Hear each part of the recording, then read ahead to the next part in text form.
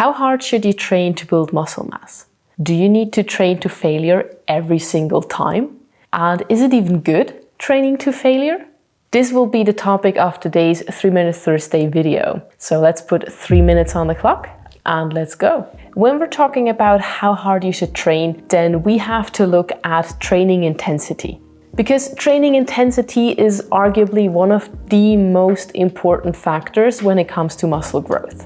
Because you could have the most ideal, the perfect workout plan, but if you don't put in the effort, then you will not build muscle mass or gain any strength. Meaning that you need to train with sufficient intensity in order to build muscle mass and gain strength. But what does that mean, training with sufficient intensity?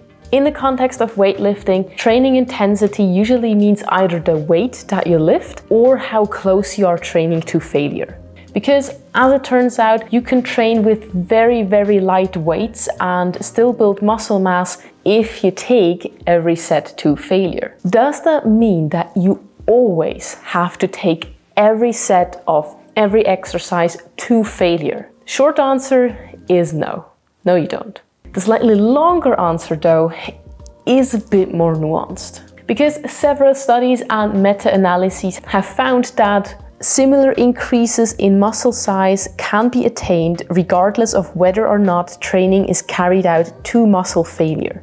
Which essentially means you don't have to train to failure each and every time. And training to failure all the time might actually not be that good anyway, because it can lead to the accumulation of fatigue, which can lead to overtraining and injuries if you don't make up for it with adequate rest and recovery. However, that doesn't mean you can't just sit back and relax in the gym. For muscle growth, you still need to train with sufficient intensity, leaving no more than 3 to 4 reps in the tank at the end of each set. But there is one caveat with this method, which is that most people just suck at guessing how many reps they still have in reserve. That's why I personally recommend taking some exercises to failure at least occasionally to get a better understanding of what failure feels like on these different exercises. And this way you also get better at gauging if that was 2 reps or 5 reps away from failure, because you know how failure feels like and you know how the 2 or 3 reps before failure feel like. Plus, by doing that, you already have one safe set in the books.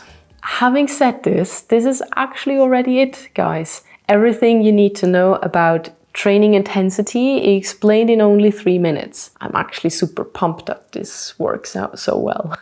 And you know what's coming. If you like the video, then I would appreciate a like on this video. Also, I have many more of these 3-Minute Thursday videos planned. So if you don't want to miss them, then make sure to hit that subscribe button down there. And I'm gonna see you in the next one.